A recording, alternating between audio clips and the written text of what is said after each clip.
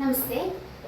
ഇന്ന് നമ്മൾ ചർച്ച ചെയ്യാൻ ഉദ്ദേശിക്കുന്നത് ചിഹ്നങ്ങളെ കുറിച്ചാണ്. എങ്ങനെയാണ് ചിഹ്നങ്ങൾ പഠിപ്പിക്കുന്നത് എന്നതിനെ കുറിച്ചാണ് നമ്മൾ ഇന്ന് ചർച്ച ചെയ്യുന്നത്. ഇത് എല്ലാ കുട്ടികൾക്കും ഒരുപോലെ തന്നെ യൂസ് ചെയ്യാൻ പറ്റിയ, സ്പെഷ്യൽ നീഡ്സ് ഉള്ളതെന്നോ അല്ലാത്തതെന്നോ യാതൊരു വ്യത്യാസവും ഇല്ലാതെ എല്ലാവരെയും പഠിപ്പിക്കാൻ പറ്റിയ കുറച്ച് ടെക്നിക്സ് ആണ് പറയുന്നത്. ആദ്യം നമ്മൾ പഠിപ്പിക്കുന്ന ചിഹ്നമാണ് ദീർഘം. ദീർഘത്തിന്റെ ശബ്ദം ആ ശബ്ദമാണ് നമ്മൾ ദീർഘത്തിന് ഉപയോഗിക്കുന്നത്. നമുക്ക് എല്ലാവർക്കും ഒരേപോലെ പറ്റുന്ന ഒരു മിസ്റ്റേക്സ് ആണ്, മിക്കവർക്കും സംഭവിക്കുന്ന ഒരു മിസ്റ്റേക്കാണ്. ആ ദീർഘം പഠിച്ചു കഴിഞ്ഞാൽ, കുട്ടി ഒരു വാക്കിന്റെ കൂടെ ദീർഘം ഉപയോഗിക്കാൻ പഠിച്ചു കഴിഞ്ഞാൽ ഉടൻ തന്നെ നമ്മൾ അടുത്ത ചിഹ്നത്തിലേക്ക് പോകും, ഈയുടെ ചിഹ്നത്തിലേക്ക് പോകും. പക്ഷെ ഒരിക്കലും അങ്ങനെ നമ്മൾ പഠിപ്പിക്കാൻ പാടില്ല.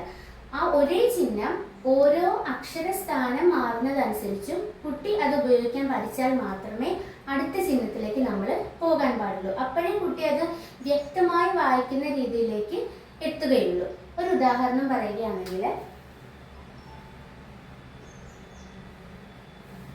ഈ വാക്കില് ഒന്നാമത്തെ അക്ഷരത്തിന്റെ കൂടെയാണ് ഞാൻ ദീർഘം ഉപയോഗിച്ചിരിക്കുന്നത്. കാ ദീർഘം ര, കാ ര, ഇങ്ങനെയാണ് ഉപയോഗിച്ചിരിക്കുന്നത്.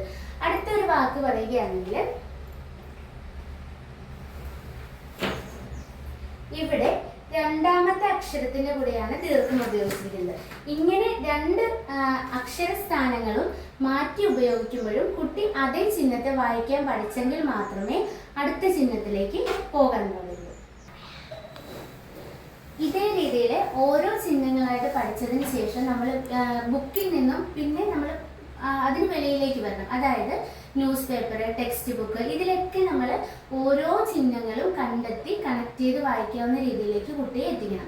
ആദ്യം 2 അക്ഷരം, 3 അക്ഷരം, 4 അക്ഷരം, അങ്ങനെ ഓരോ അക്ഷരങ്ങളുടെ എണ്ണവും കൂട്ടി അക്ഷരസ്ഥാനം മാറ്റി ചിഹ്നം ഉപയോഗിച്ച് അങ്ങനെയാണ് നമ്മൾ കുട്ടികളെ പഠിപ്പിക്കുന്നത്. എല്ലാവർക്കും മനസ്സിലായെന്ന് കരുതുന്നു. ഇനി കൂടുതൽ ടിപ്സിനായി ഞങ്ങളുടെ ചാനൽ ഫോളോ ചെയ്യും.